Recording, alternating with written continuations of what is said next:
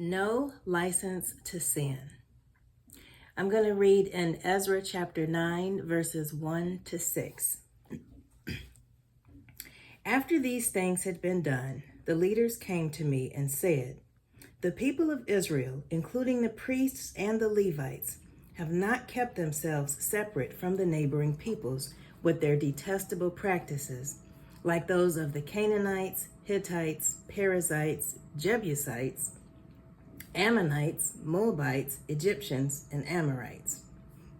They have taken some of their daughters as wives for themselves and their sons, and have mingled the holy race with the peoples around them. And the leaders and officials have led the way in this unfaithfulness." When I heard this, I tore my tunic and cloak, pulled hair from my head and beard, and sat down appalled. Then everyone who trembled at the words of the God of Israel gathered around me because of this unfaithfulness of the exiles. And I sat there appalled until the evening sacrifice. Then, at the evening sacrifice, I rose from my self-abasement with my tunic and cloak torn, and fell on my knees with my hands spread out to the Lord my God, and prayed. Ezra was very upset because the people didn't keep themselves separate and married foreign wives. What do you do when you're upset? I do a lot of things. I'd pray like Ezra, but not initially. Sometimes I do, and sometimes I don't. Sometimes I just fly off at the mouth, and then I pray. But my goal is to be like Ezra and pray first. In chapter 10, it actually goes on to say that they agreed to make a new covenant with God. They all agreed to put their foreign wives away.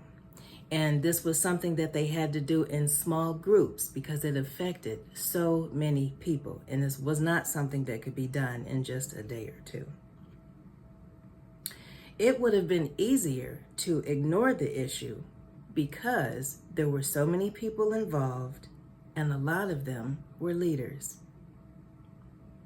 As Christians, we are not called to easy.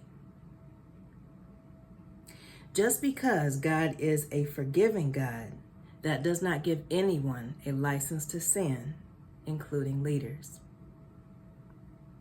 When something needs to be handled, we should handle it, especially when something is keeping us separated from God. My encouraging scripture is going to be in Romans chapter 6, verses 13 to 14.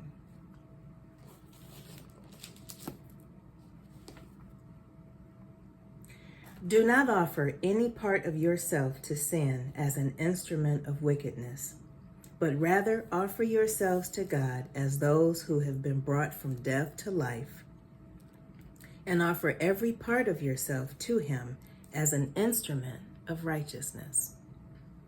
For sin shall no longer be your master, because you are not under the law, but under grace.